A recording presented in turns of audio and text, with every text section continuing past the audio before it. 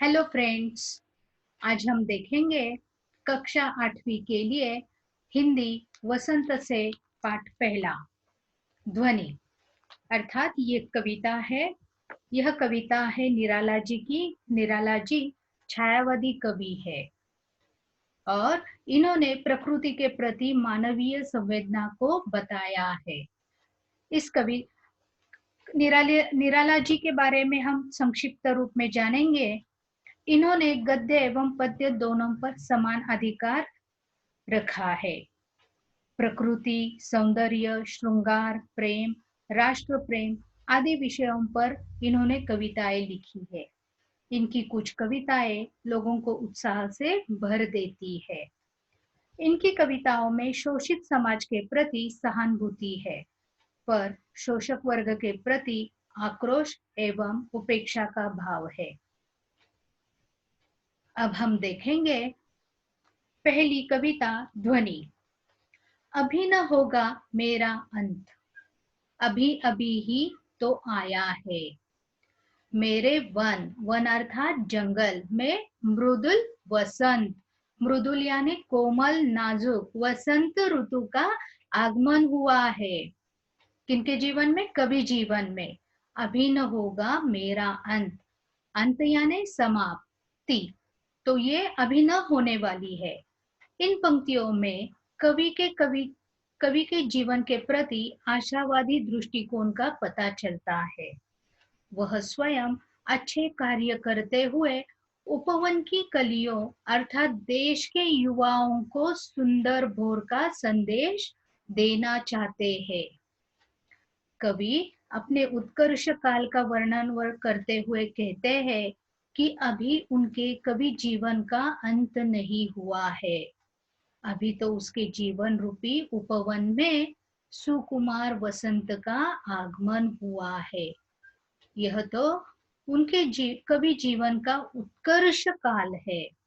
अभी उसका अंत होने वाला नहीं है। अब दूसरा देखेंगे पद्य।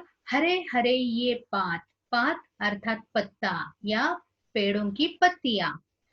डालियां कलियां कोमल गात, कोमल मुलायम नाजुक, गात यानी शरीर। मैं ही अपना स्वप्न मृदुल कर, मृदुल अर्थात कोमल, कर यानी हाथ।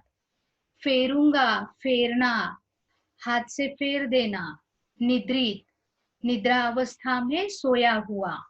कलियों पर, जगह एक प्रत्युष मनोहर, प्रत्युष प्रातः काल और मनोहर मन को भाने वाला, सुंदर लगने वाला। इसका अर्थ देखेंगे। वसंत के आने से जिस तरह प्रकृति में चारों ओर पेड़ पर हरे भरे पत्ते आ जाते हैं, उनकी डालियों पर कोमल कलियां लगती है, पूरा वृक्ष ही नए नए कोमल पत्तों से ढक जाता है। इससे लगता है कि उनका शरीर कोमल हो गया है, क्योंकि अभी अभी वो पौधा पनप उठा है। प्रकृति में चारों ओर कोमलता एवं मृदुलता फैल गई है। उसी प्रकार कवि के जीवन में भी उत्साह का संचार हो उठा है। वह अच्छे कार्यों के माध्यम से यश का प्रसार करना चाहते हैं। अब तीसरा पद्य देखेंगे। पुष्प पुष्प से तद्रालस, तद्रालस नींद से अलसाया हुआ। जैसे ही हम नींद से जागते हैं तो आलसी होते हैं, एक्टिव नहीं होते हैं। लालसा यानी कुछ पाने की इच्छा, चाह, अभिलाषा। पुष्प पुष्प से तद्रालस, लालसा खींच लूंगा मैं।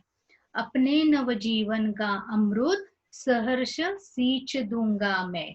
सींच देना, जैसे हम पेड़ पत्तों को सींच देते हैं, पानी देते हैं। तो इस तरह से तो उनके कहने का अर्थ है कि वह अपने स्वप्नील हाथों को रात की निद्रा से अलसाई कलियों पर फेरना चाहते हैं तथा उन्हें सुंदर प्रभात का संदेश देना चाहते हैं। अर्थात निराशा एवं आलस्य में डूबे नवयुवकों को अपनी कविताओं के माध्यम से प्रेरित करके उन्हें उत्साह भर देना चाहते हैं, जिससे वे सजग होकर रचनात्मक कार्यों की ओर प्रेरित हो।